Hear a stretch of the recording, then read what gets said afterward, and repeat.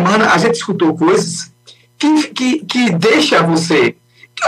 Eu estou falando fora da bolha. Não é para dizer aqui, olha, está falando porque é contra Bolsonaro, a favor de Bolsonaro, está falando porque é a favor ou contra o... Não é isso, é a favor desse governo ou é contra o governo. Então, por exemplo, isso que sai desse parâmetro e dessa bolha. Porque quem escutou meus comentários durante todo o governo de Bolsonaro, quem escutou meus comentários durante todo o governo de Lula, depois que Lula saiu, das operações da Lava Jato, são 10h11 da manhã. Para ouvir suas notificações, abra a notificação do smartphone para ativar o acesso. Da iminência da Lava Jato, que estava por cima, o que é que eu dizia, né? O que é que eu falava. Durante o governo Bolsonaro, o que é que eu falava, está aí. E eu sempre tentei equilibrar as coisas. Olha, dentro do âmbito público, quem errou tem que pagar pelos seus erros. Quem errou tem que pagar pelos seus erros. E eu dizia, a Lava Jato existiu. Eu nunca disse que a Lava Jato existiu. A Lava Jato existiu, sim. Agora, dizer que o presidente atual ele estava comunado, né, através de um triplex e através de um sítio, através das ações da Lava Jato, não teve prova para isso. Não houve provas, não foram apresentadas provas. Por isso que as ações de Moro foram anuladas. E a Vaza Jato, né, deixou bem claro, né, do que eu estou falando aqui. E era simplesmente para prender o cara, ó.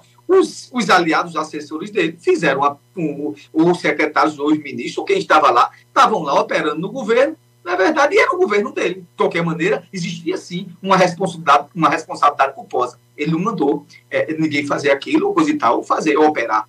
Né? Então, diferentemente do que a gente está falando aqui, eu estou querendo deixar bem claro que a gente nunca passou pano. Né? A gente se tornou aqui, a nossa voz, através da Rádio Capibaribe Mirim, FM, e dos comentários que eu fazia, se tornou aqui com credibilidade, porque a gente não está aqui para estar aqui passando pano. Quando o governo Lula fizer alguma onda, ou se fez alguma onda, ou o governo dele estiver errado, a gente vai continuar falando. Se você ver aqui meus comentários aqui, está aí no TikTok, nas redes sociais, quando faz algum dia desse, estava falando que democracia é relativa, eu disse, não, você está errado. Você só é presidente hoje por causa da democracia. Você está completamente errado. Né? E não vem aqui passar pano em Venezuela, que na Venezuela tem um bocado de ditador e devia estar todo mundo preso. Pois bem, dito isso, o que é que eu quero deixar bem claro aqui? Aqueles. E eu estou falando de pessoas que saíram das suas casas, entendiam que o governo Lula não ia ser bom, né, por uma concepção ou outra. E não, eu não estou falando aqui por simplesmente seguidores cegos. Seguidores cegos. Nem seguidores cegos da esquerda é bom, nem seguidores cegos da direita é bom, porque eles começam a querer passar pano em tudo e acham que o cara não erra nunca. Ora, isso não existe. Eu estou falando aqui para pessoas que saíram de casa, não gostam da esquerda, nunca votou na esquerda, vou votar em Bolsonaro mesmo. E que hoje, essas pessoas, no princípio equilibrado das coisas, se sentem decepcionadas. Por quê? Porque é você ver o cara todo dia dizendo na sua cara, eu sou honesto, e do dia para a noite começa a respingar coisas sobre ele que você pode até querer passar pano ou diminuir a contextualização. Mas você vê claramente que há algo de podre no reino, ou existia algo de podre no reino, sem sombra de dúvida. Existia algo de podre no reino. Então, os generais, né, Forças Armadas, Bolsonaro, assessor direto de Bolsonaro, né, as provas cabais nos e-mails, a gente vê isso. Aí depois vem também o cara da Vaza Jato. Aí, né, o Walter Delgado, né? Então ele fala, coisa e tal, virou, mexeu. Aí, não, mas esse cara aí, a gente vê na CPMI o cara falando. E aí a oposição, né, que é o pessoal ligado a Bolsonaro, começa a dizer, não, mas peraí, né, o que é que acontece? O Walter Delgado é um criminoso, peraí, vamos aqui raciocinar aqui com muito equilíbrio. Eu, né, sei que o cara é criminoso, que o cara já fez o que fez, e o que é que eu vou fazer? Eu vou levar esse cara na minha casa para conversar com ele, sabendo que ele é um criminoso. Bem, que história é essa? Por que eu estou dando voz e vez a um cara que é criminoso? Já começa por aí. Então, se o cara é criminoso, eu não tenho que conversar com esse cara. Aí a gente pensa, né, que o próprio governo, né, ou as pessoas que estavam lá para defender, dizer, não, nunca teve esse encontro. Aí vai o filho do Bolsonaro dizer, realmente nós chamamos ele para a gente aqui buscar uma fórmula para mostrar ao TSE de melhorar as urnas eletrônicas. Espera aí, vocês vão atrás de um criminoso para esse criminoso quebrar, não é verdade, ou tentar quebrar, né, o sigilo, né, na verdade, das próprias urnas eletrônicas, né, quebrar o software, quebrar através de código-fonte, de invadir para mostrar que ela não presta, e esse cara leva também para o Ministério da Defesa. Então, isso realmente eu tive com o Bolsonaro. E o Bolsonaro dizia, realmente ele passou por mim, conversando 10, 15 minutos. Se você vê uma conversa anterior a 1 minuto. Aí depois o marqueteiro do Bolsonaro diz, não, realmente ele passou lá, mas eu nunca vi. Peraí. Se ele passou lá, então ele estava convivendo por lá. E outra coisa, vamos aqui falar de outro ponto. E se ele recebeu dinheiro, já está constatado, a própria Carla Zambelli disse que contratou ele. Se contratou ele, levou ele para lá. Então me diga uma coisa, o que é que esses caras estavam fazendo com um criminoso?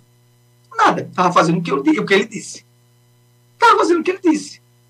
Buscaram ele de fato, pagaram a ele. Tem as transferências da própria Carla Zambelli, né?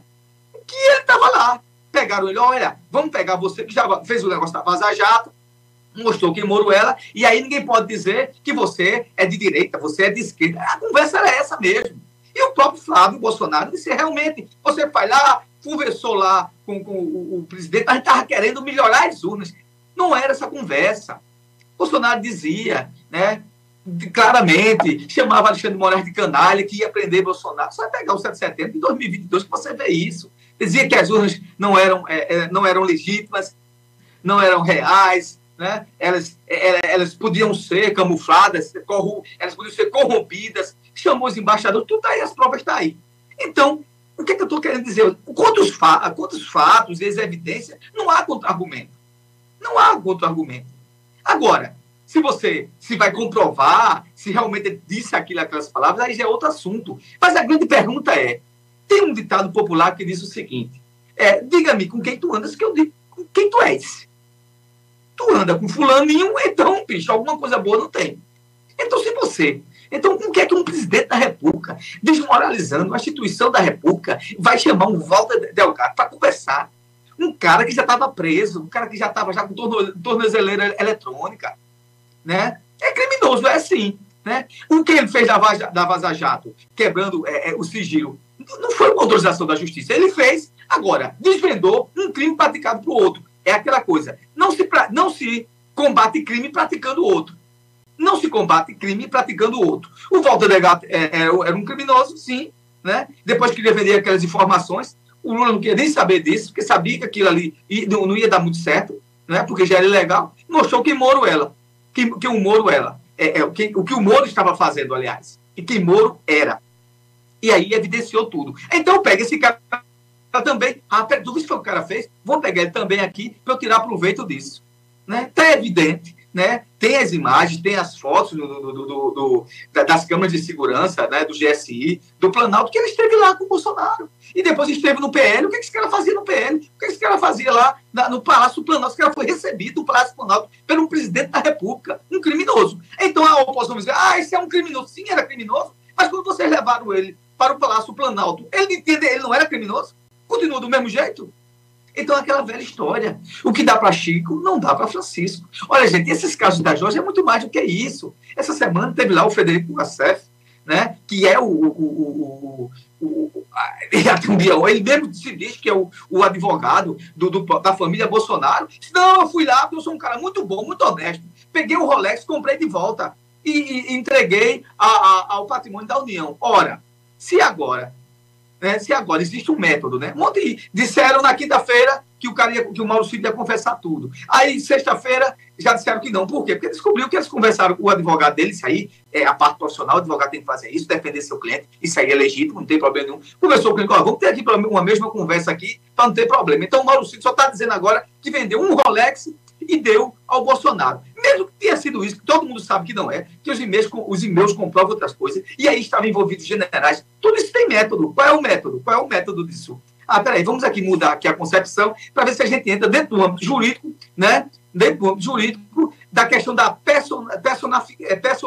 personalidade, né? A personificação, né? Do tal mimo, né, ou da tal prenda, ou do tal presente que ganharam, né, culminando com a portaria que tinha, a portaria foi anulada dentro do próprio governo Bolsonaro mesmo, né, que tinha uma lei, coisa e tal, só que dentro desse processo que falava de presentes personalíssimo, o que é que dizia? Tinha um limite disso aí, que era até R$300, se eu não me engano, até R$300. A portaria dizia isso, olha, você pode receber sim, né, e aquilo dentro do âmbito que é privado, não é verdade? Mas aquilo ali que você tem que devolver à União. E aí eu pergunto uma pergunta clara. Ora, isso era tudo tão legal e era tudo tão transparente, por que fizeram nas escuras da noite?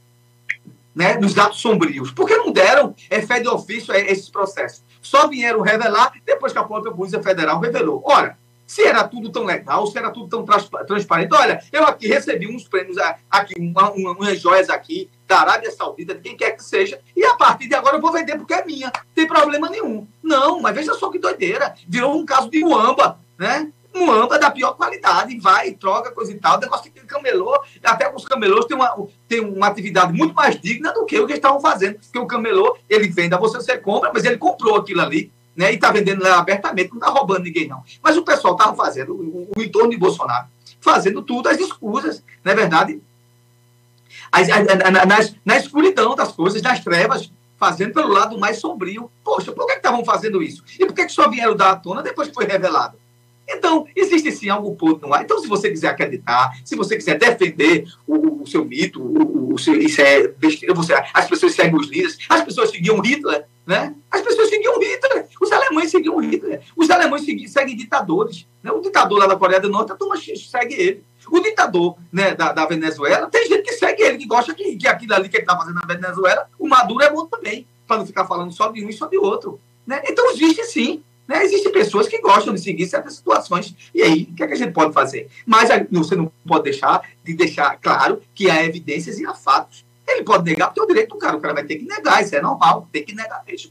Não é? Agora, deixando bem claro que é método. E ontem a gente viu um Bolsonaro cordeiro, um Bolsonaro de paz, um cara que respondia tudo. Eu vi ele na entrevista do Estadão ontem. Eu disse que é Bolsonaro mesmo. Aí o cara perguntou se eu tenho medo de ser preso, não sei o quê. E ele falando na tranquilidade, dando a entender, numa ação que a gente vê mesmo. Político, quando quer dizer que é popular. Eu odeio isso. Né, que tem uns caras que vão para uma barraca comer lá um pedaço de charque com farinha, tomar uma cachaça para dizer que é humilde. É mentira. Esses caras não são assim.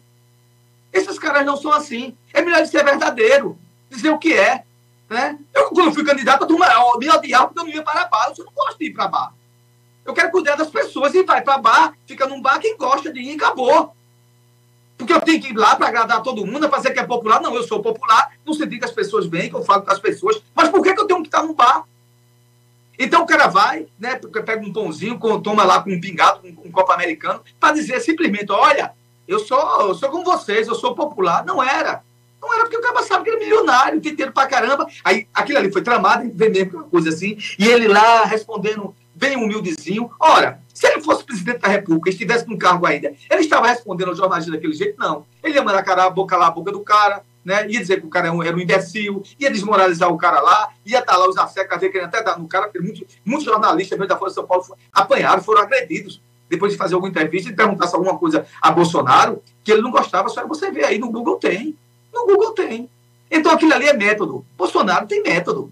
A defesa dele tem método, ele tem agora dar uma recuada, falar bonzinho, dizer que aquilo ali vai... Eles estão agora querendo discutir agora a legalidade jurídica. Dizendo assim, olha, isso aqui era meu, eu entendi e interpreto que isso aqui era meu, por isso eu vendi. Então, se tiver alguma pena para mim, é uma questão culposa, por não ter evidenciado bastante o que era e o que deixou de ser.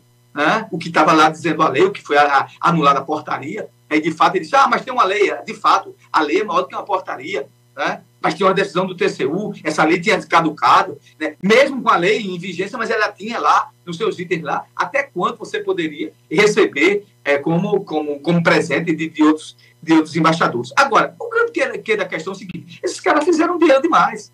Era 3 milhões na conta de um, 6 milhões na conta de outro. Então, todos os entornos ali, generais das Forças Armadas, as Forças Armadas do Brasil, principalmente o Exército, foi desmoralizado por Bolsonaro.